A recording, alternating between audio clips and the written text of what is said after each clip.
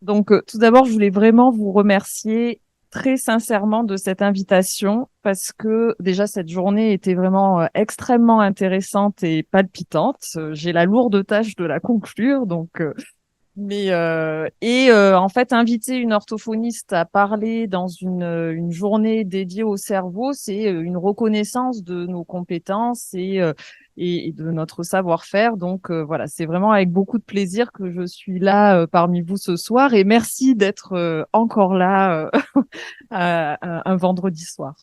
Je suis orthophoniste, mais je ne travaille, moi, pour ma part, qu'avec des adultes et qu'avec des adultes porteurs de pathologies neurologiques.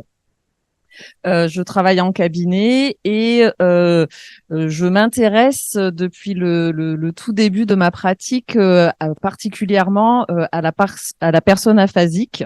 Donc, c'était important pour moi ce soir de vous parler de la personne aphasique et de vous montrer en fait comment les recherches et les découvertes sur le cerveau qu'on vous a exposées tout au long de la journée ont cheminé de conserve avec l'orthophonie et avec la personne aphasique et que ce cheminement nous a amené et va encore nous amener loin.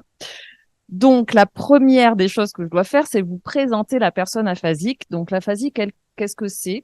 C'est une perte totale ou partielle de la capacité à parler, à communiquer, à comprendre le langage oral ou écrit après une lésion cérébrale.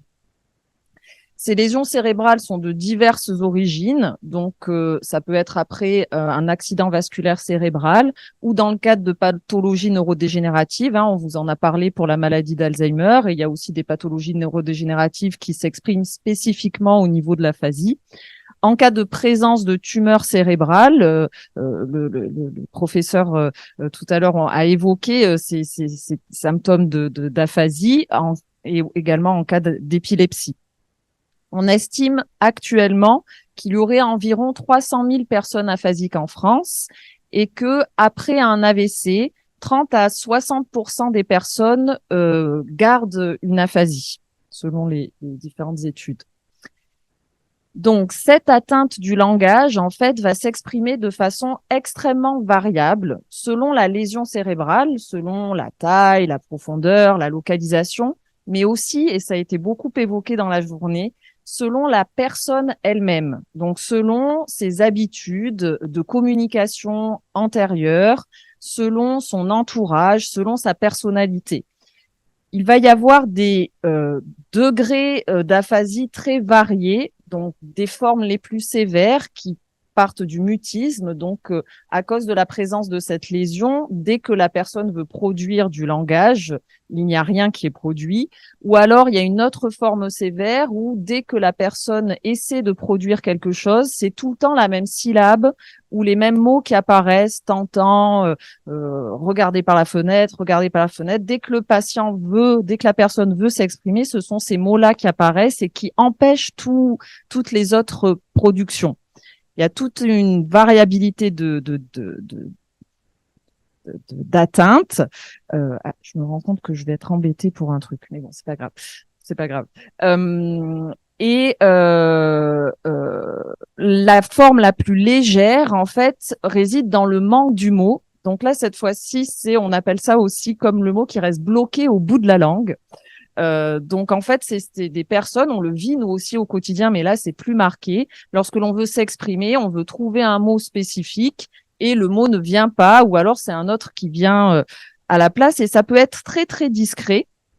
Ça peut toucher des mots très abstraits, très peu fréquents. Mais même dans ces cas-là, en fait, la personne est vraiment atteinte dans son jeu. Je reprends vos positionnements, puisque en fait, elle ne va pas pouvoir exprimer pleinement sa personnalité. Lors d'échanges avec ses amis, elle ne pourra pas participer librement à la conversation. Lors d'une consultation avec un médecin ou avec un rendez-vous avec un avocat, elle ne va pas pouvoir expliquer en toute finesse sa situation. Donc j'ai la citation d'un patient au sujet de ce manque du mot vraiment très discret où on pourrait se dire que bon c'est pas très important, mais ça représente un handicap invisible. Donc, ce patient, Monsieur Gankin, nous dit: j'ai le souvenir d'avoir été intelligent. L'absence de mots, la perte cognitive se passe comme si on avait les oreilles bouchées, comme si on ne pouvait plus entendre les symphonies, sachant qu'on pouvait pour certains les composer. On n'est plus actif, on regarde la société défiler devant nous. Donc on voit bien là, par ce témoignage, que nous sommes des êtres sociaux, ça a été évoqué à l'instant, nous avons un cerveau social, et en fait, notre vie est basée sur la conversation et l'échange avec l'autre, et les personnes aphasiques sont entravées dans cette communication au quotidien, et l'aphasie masque en fait leurs compétences, alors que le raisonnement et la personne sont toujours là. Je vais passer un peu sur ça. Le lien entre pensée, langage et cerveau est assez complexe et est au cœur de nos pratiques d'orthophonistes. Et pour illustrer un petit peu ça, on vous a parlé à plusieurs reprises dans la journée d'aires cérébrales dédiées à telle ou telle fonction. Et en fait, moi, ce que je veux vous montrer, c'est que ces patients, ces personnes, les personnes aphasiques, ont joué un rôle extrêmement important dans l'élaboration de ces théories. Puisque c'est le Paul Broca, qui était médecin et anatomiste français, qui a apporté une pierre très importante dans ces théories localisationnistes après avoir rencontré une personne aphasique, après avoir rencontré un monsieur qui s'appelait Louis-Victor Leborgne, qui était une personne qui vivait en fait qui a vécu pendant 21 ans à l'hôpital Bicêtre, à Paris, en ne s'exprimant uniquement qu'avec la syllabe temps. Donc, dès qu'il voulait produire quelque chose, c'était tant, tant, tant, tant qui sortait, ou sacré nom de Dieu. Mais les écrits de l'époque rapportent qu'il était tout à fait en capacité de se faire comprendre par les soignants. Il pouvait, par exemple, indiquer l'heure avec ses doigts. Donc, le raisonnement était toujours là. Et en fait, Monsieur Broca a rencontré Monsieur Leborgne 5 jours avant son décès. Donc du coup, Monsieur Broca a réalisé l'autopsie de ce patient et a repéré des lésions frontales gauches. Et donc il a commencé à émettre une hypothèse comme quoi le langage était porté par les aires corticales, donc situées dans le lobe frontal gauche. Il a réalisé l'autopsie de 8 autres personnes aphasiques pour valider sa compétence, pour valider son hypothèse. Et il a donné son nom à cette aire célèbre, l'aire de Broca, qui pendant des décennies a été reconnue comme l'aire porteuse de la capacité à articuler le langage. Mais dès le début, en observant les personnes aphasiques de plus près, les médecins ont vu qu'il y avait des capacités de récupération. Et donc, Paul Broca lui-même, à l'époque, a émis l'hypothèse que peut-être que le langage n'était pas porté uniquement par cette aire cérébrale, mais que théoriquement, il y avait d'autres aires qui participaient à ce langage et qu'en les entraînant de façon spécifique, il y avait peut-être une possibilité d'améliorer la situation. Donc, on voit très bien que même à la naissance de ces théories, les personnes aphasiques ont énormément apporté dans la connaissance du fonctionnement du cerveau. Quand on a commencé à s'intéresser à cette idée de restaurer les capacités du langage, c'est là que les orthophonistes sont entrés en jeu et ont participé à l'élaboration d'une classification des aphasies en fonction des différents signes cliniques. Si le patient est capable de parler de façon fluide, si le patient est capable de comprendre ou non certains mots, si le patient est capable de répéter des noms ou pas, en fait, on arrive à la classification de différents types d'aphasie. Une orthophoniste très célèbre pour nous, Blanche Ducarme de la Pitié-Salpêtrière, a participé à l'élaboration de cette classification et surtout a proposé en fait des exercices liés à ces types d'aphasie. Donc, dans les années 70-80, pour une orthophoniste spécialisée dans le suivi des aphasies, tout l'art était de poser la bonne étiquette sur la présentation du langage du patient. Et ensuite, en fonction de cette étiquette, par exemple, si l'orthophoniste déterminait que c'était une aphasie de Broca, on recommandait à l'orthophoniste d'utiliser ce qu'on appelle l'ébauche orale. Donc, c'est juste de donner le début du mot pour que le mot soit produit par le patient, puis de l'estomper cette aide progressivement. Et à l'inverse, si le patient était porteur d'une aphasie de Wernicke, on entraînait spécifiquement la sélection des sons. Mais les choses ont évolué par la suite et donc sont arrivées sur le terrain clinique des orthophonistes les sciences cognitives. Donc les sciences cognitives, en fait, sont beaucoup basées sur les sciences informatiques et tous les modèles computationnels, justement, qui ont été également évoqués dans la journée.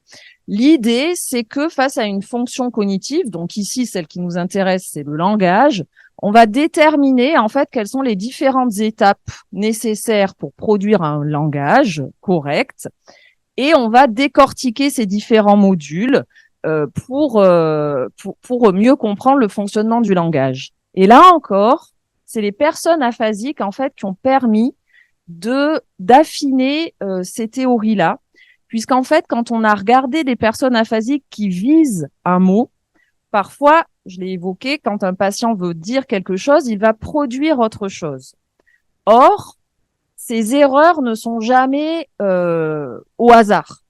Il y a certains patients qui vont transformer systématiquement les mots par des mots qui sont reliés par le sens et qui, par exemple, pour dire arrosoir, vont dire tuyau. Vous voyez, il y a un lien de sens entre les deux mots.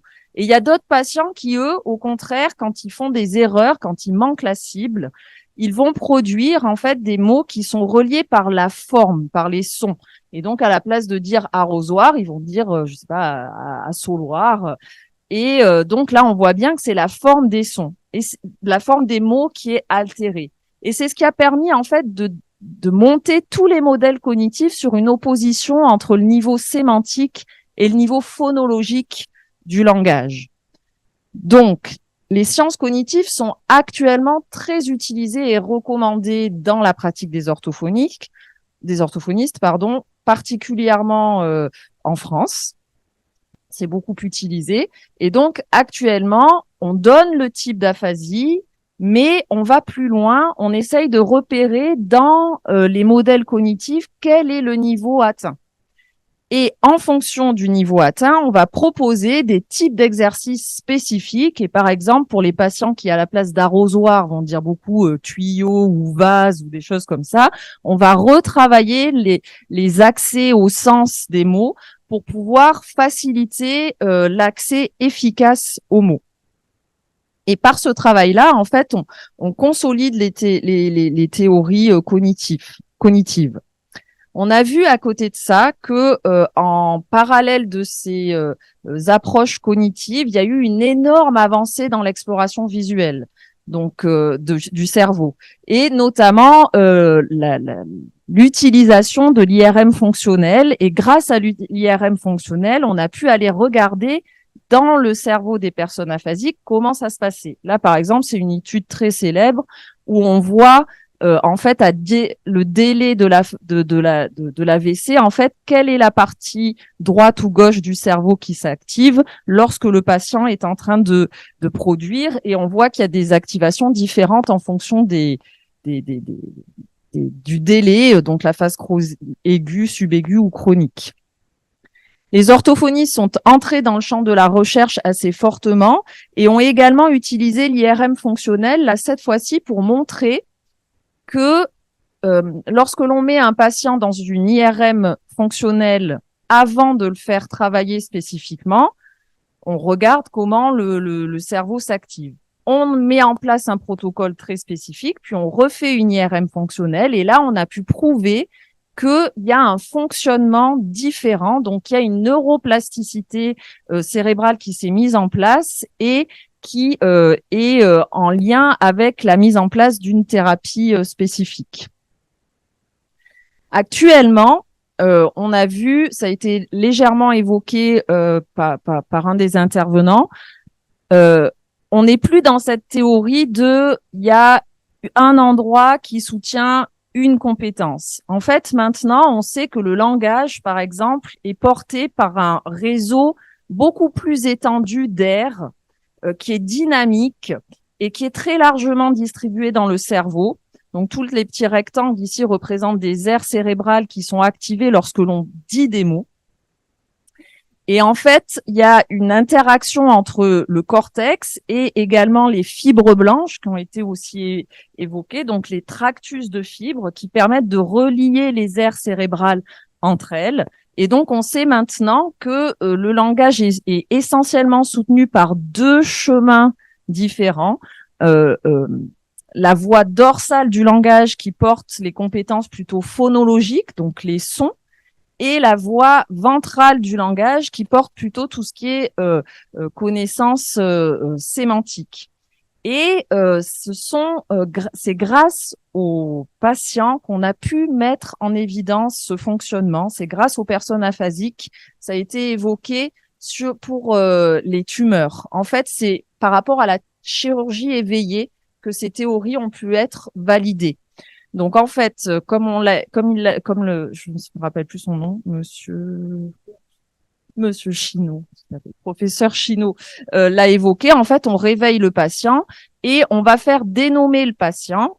Et avant de retirer la tumeur, on va vérifier en fait l'effet de l'extinction du fonctionnement cérébral par des stimulations électriques et on regarde ce qui se passe dans le cerveau du patient. Et c'est comme ça. C'était pas le but, hein. Le but, c'est de faire une exérèse la moins invalidante possible. Mais en fait, ça permet aussi de regarder le cerveau en direct live. Et donc, du coup, ça a pu valider effectivement que toutes ces théories qui mettaient le sens et la forme sur deux plans différents étaient effectivement portées par des substrats anatomiques différents. Donc, ça a confirmé la plasticité cérébrale possible dans la récupération des AVC, et c'est grâce aux patients qui vivent les chirurgies éveillées qu'on a pu élaborer ces théories. Actuellement, dans un bureau d'orthophoniste, il se passe donc plusieurs choses. On va effectivement déterminer quel type d'aphasie présente la personne. On va essayer de voir à quel niveau des modèles cognitifs se trouve l'atteinte. On va faire des hypothèses sur la voie du langage qui est la plus efficace. Et il y a des publications qui montrent qu'il y a effectivement un effet important, des preuves d'efficacité de la thérapie sur la neuroplasticité si on propose un entraînement ciblé, très intensif et de longue durée. Donc, c'est actuellement les recommandations pour notre pratique au quotidien. Mais voilà, on en vient au cœur de mon message. En fait, il y a autre chose qui a énormément fait changer notre pratique. Et j'ai été très heureuse de voir en fait que ça a été présent dans toutes les interventions aujourd'hui. C'est qu'en fait, il y a eu un changement plus sociétal, un changement par rapport à la place du patient. Et en fait, ce changement a entraîné énormément de modifications très positives dans notre société. On est passé d'un système très pyramidal où le corps médical et paramédical était le corps sachant et donnait les indications pour suivre tel ou tel traitement en cas d'aphasie. Et là, en fait, on est passé à une distribution beaucoup plus transversale et où le patient reprend sa place, la personne, le jeu reprend sa place. Ces personnes sont porteuses d'un savoir sur leur pathologie et redeviennent maîtresses des décisions médicales qui les concernent. Ça s'est manifesté de différentes façons. On l'a vu dans la journée. En fait, il y a les associations de patients qui ont de plus en plus de pouvoir et qui ont réussi à faire évoluer plusieurs éléments dans la société. Il y a l'apparition des patients experts. Donc, ce sont des patients qui connaissent parfaitement leur maladie et qui ont un rôle de diffusion de cette connaissance dans la population. Et il y a le déploiement des éducations thérapeutiques du patient qui remettent le patient au centre de nos prises en soins. Au niveau international, il y a la classification de la bonne santé qui a été proposée par l'OMS en 2001, qui redéfinit la notion de bonne santé en donnant une place très importante à la notion de participation. Être en bonne santé, c'est être en capacité de participer en tant qu'individu dans notre propre vie.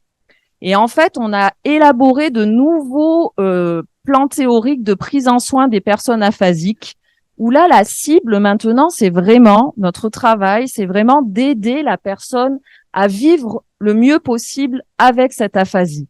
Certes, en travaillant sur les troubles du langage, c'est toutes les approches que je vous ai présentées avec différents substrats théoriques, mais surtout en réoutillant l'entourage et le patient pour améliorer la communication au quotidien, accompagner le patient dans ses projets de vie pour qu'il reprenne sa place d'individu et également soutenir la personne aphasique qui est dans un trouble de communication dans l'expression de son identité, dans l'expression de ses sentiments, de ses souhaits, de ses aptitudes. Et donc, la première des choses, si on veut faire ça, c'est de s'intéresser à la qualité de vie des personnes aphasiques. On voit sur ce graphique, l'aphasie est le petit point rouge ici, et donc tout le long là, on a de nombreuses pathologies qui sont évoquées comme l'hémiparésie, l'arthrose, enfin voilà, de l'asthme, différentes pathologies. Et on voit qu'en fait, l'aphasie est au plus bas, parce que c'est une pathologie qui a un impact extrêmement négatif sur la qualité de vie des personnes, puisque la communication est au cœur de notre vie. On sait que les personnes aphasiques ont un très faible taux, cette étude suédoise de 2022 le met en évidence, mais bon, le confirme, on va dire. Donc, il y a un retour des personnes aphasiques au travail qui est extrêmement limité, mais pas que. Il y a également une réduction de 50% des interactions sociales. Il y a une réduction de 80% des loisirs de la personne. Et il y a une péjoration de 50% de la qualité de vie. Et par exemple, la prévalence de la dépression chez les personnes aphasiques est 3 à 4 fois supérieure aux personnes de la population générale et surtout est 2 fois plus importante que chez des personnes qui ont vécu des AVC mais qui n'ont pas entraîné d'aphasie. Donc, il était grand temps qu'on recentre tout notre effort autour de cette notion de qualité de vie. Et donc, désormais, sont recommandés. Alors, je vous avouerai qu'en France, on est un petit peu en retard quand même sur tout ça, et c'est plus les pays anglo-saxons qui portent ces approches, donc qui sont les approches systémiques et participatives. Et là, je vous ai mis pour exposer ça les 10 recommandations de bonnes pratiques qui correspondent à une revue de littérature regroupant les recommandations de pratiques cliniques dans 7 nations différentes. Et toutes ces recommandations recentrent notre travail et le travail de la société sur ces approches plus systémiques. Et pour vous citer quelques exemples qui semblent parfois évidentes, mais qui racontent que ce n'est pas ce qui est fait actuellement pour ces personnes-là, aucune sortie de l'hôpital d'une personne aphasique ne devrait s'envisager sans qu'il y ait un moyen de communication fonctionnel ou, si ce n'est pas possible, au moins un projet, un plan pour pouvoir mettre en place ces moyens de communication. Il faudrait fournir systématiquement une formation aux aidants, aux partenaires de conversation de ces personnes pour les aider à communiquer au quotidien. Il faudrait former tous les soignants et même toute la société sur l'aphasie et entraîner les soignants qui sont en contact avec ces personnes à mieux communiquer avec eux et fournir aux personnes aphasiques des documents de santé, des documents administratifs sous un format adapté pour faciliter leur utilisation et leur compréhension. Et à nouveau, sur toutes ces approches systémiques, ce sont les patients eux-mêmes qui portent ce changement, les patients et leurs orthophonistes. Ainsi, certaines orthophonistes commencent à proposer à leurs pairs des formations qui, pour apprendre à l'orthophoniste à coacher l'aidant de la personne aphasique pour communiquer au mieux. Elle propose aussi des formations qui outillent les soignants avec des outils extrêmement faciles à mettre en place, peu coûteux et très puissants pour permettre au corps médical et au corps médico-social d'entrer en communication de façon plus efficace avec les patients. L'Association des aphasiques de France ont créé des supports adaptés à toutes les consultations médicales pour que les patients aphasiques puissent exprimer mieux leurs besoins. Ils proposent en partenariat avec la Fédération nationale des orthophonistes, ils proposent des programmes de formation en ligne accessibles à toutes les personnes qui vivent avec des personnes aphasiques pour les aider à mieux comprendre la pathologie et à mieux communiquer. Et très récemment, ils ont réussi à œuvrer auprès des pouvoirs publics pour ouvrir une ligne d'appel d'urgence pour les personnes, donc pour les personnes sourdes malentendantes. Mais vous voyez le petit bonhomme là, c'est pour les aphasiques. Donc c'est pour que les aphasiques puissent alerter s'ils ont eux-mêmes un souci. Mais surtout, ils ont très largement insisté sur ça, la FNAF, l'Association des aphasiques de France.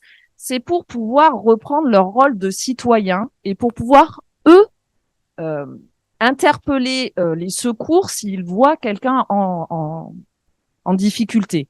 Donc, c'est vraiment pour reprendre leur rôle dans notre société.